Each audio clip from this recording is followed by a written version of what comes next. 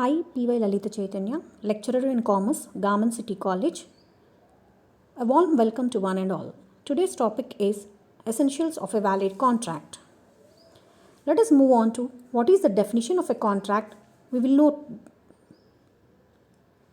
a contract is an agreement between two or more parties which will be enforceable by law. As per Section 2, subsection H of the Indian Contract Act, an agreement enforceable by law is a contract. Hence, contract is an agreement whose objective is to establish a legal obligation, that is, a duty enforceable by law.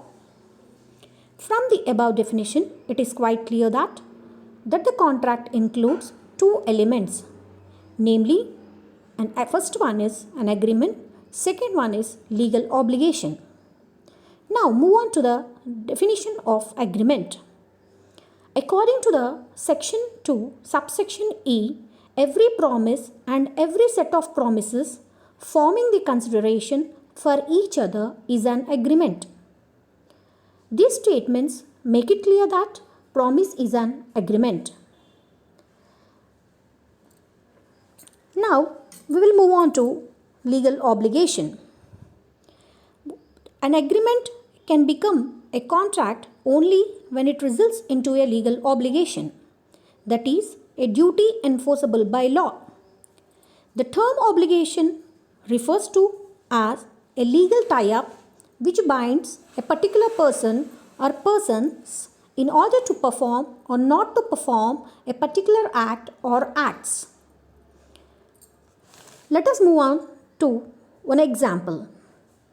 A friend P promises his friend Q that he will give you a gift on his or her birthday, but due to lack of money, Q was not given a gift by P. Here the question is, Q cannot raise any claim for the gift from P as it was not a legal agreement.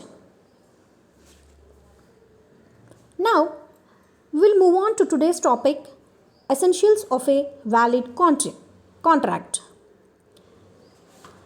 Just now we have discussed what do you mean by a contract. A contract is an agreement between two or more parties which will be administered by law. As per Section 2, subsection H of Indian Contract Act, an agreement is which will be enforceable by law is called as a contract. The first and foremost element of a valid contract is offer and acceptance. The contract, in order to become an agreement, must be made between two parties. That is, one should make an offer and the other should give its acceptance. The offer and acceptance must be lawful in nature, which means that they should fulfill the requirements of the contract act in relation thereto. And the second important essential element of a valid contract is purpose to establish a legal relationship. The parties of an agreement should have an intention to establish a legal relationship between them. If such intention does not exist, then the contract cannot be formed. Without a legal relationship, the contract cannot be formed. The meaning for this: agreements of social or domestic type cannot be considered as a contract as they will not fulfill the legal obligations. And third important element of valid contract is lawful consideration. Without consideration, the agreement cannot be lawful. Here, an agreement can be enforceable by law only when it has consideration in it. Consideration is defined as the price paid by one party to the other, or it is price paid by one party to the other for the promise made. An agreement is legally enforced only when both the parties provide something and receive something in return. Here, it is not necessary that consideration must be in the form of cash or kind, but it is a mandatory that it must be real and lawful. When the consideration is not real, not lawful, then the contract cannot become a valid. And the fourth essential element of a valid contract is capacity of parties' competence. What do you mean by capacity of parties' competence? Means the parties to an agreement should be capable enough to enter into a valid contract, or else it would not be enforced by the court of law. A person is considered to be a competent to contract if he or she has the age of a major, a sound mind can enter into the contract. There are some various reasons for not being considered to be capable enough to enter into the contract are a minority or a minor cannot enter into the contract because his age is below 18, and a drunken person cannot be considered into the contract. Let us move on to the fifth point is free consent. So, free consent means in order to make a valid contract, there should be a free and genuine consent from the parties involved in an agreement. The parties' consent is considered to be free. Free consent will be absent if the agreement is induced by coercion. Second one is undue influence. Third is fraud. Fourth one is misrepresentation. Fifth one is mistake. If the agreement is violated because of any of the above first four factors, then the contract is voidable and it cannot be executed by the party responsible for the coercion, undue influence, etc. Let us move on to the next point, a lawful consideration. What do you mean by a lawful consideration? Now we will be going to discuss. A contract is said to be valid only if the object of the agreement is lawful, that is, the object should not be illegal, the object should not be fraudulent, the object should not be immoral, the object should not be opposed to the public's policy, or it should not cause any damage to a person or a property. If the object is unlawful, then the agreement would be void. So, always when we are making a contract, we should see that the object should be lawful. Then only the contract will become a valid. By this point, we will be knowing this is also one of the essential element for the lawful object. And the next important point in the essentials of valid contract is writing and registration.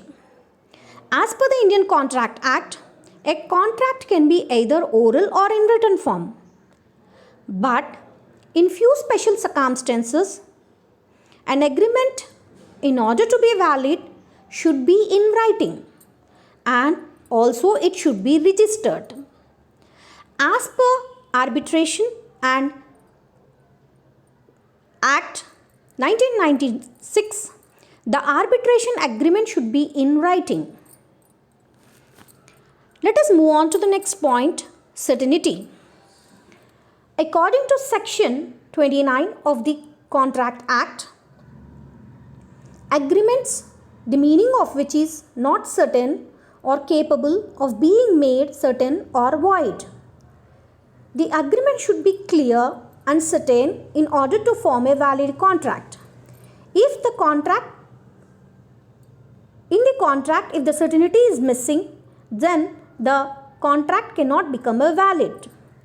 If in case agreements are vague or uncertain, then it would be difficult to form the contract. Now, we'll discuss some case laws related to the valid contract. The first case law is, I'm going to discuss with you is, for example, X agrees to sell his cow to Y. X agrees to sell his cow to Y, but unknown to both the parties, because she is not, the cow had already died at the time of making of the contract. X agrees to sell his cow to Y, but unknown to both the parties, the cow had already died at the time of making of the contract. Here the question is there any valid contract between them? The answer for this question is no. There is no valid contract between X and Y, because they were unaware of the cow's death. When both the parties to the agreement are under a mistake, it is termed as bilateral mistake. According to section 20, where both the parties to an agreement are under a mistake as to the matter of fact essential to the agreement is void. And one more example related to valid contract is Ajay has invited Amar for lunch. Once again, I am repeating to you. Ajay has invited Amar for lunch. Here the question is, does it create a contract between them? The answer for this question is, there is no contract between Ajay and Amar, as there exists a social agreement between them, not a legal one. A social agreement does not have any legal obligation, and therefore it does not create a contract. One more case related to valid contract is X offers to Y, I shall sell my car for rupees 50,000 to you if you give me your horse. Y agrees in writing to buy a car but refuses to deliver the horse to X. Is there any binding a contract?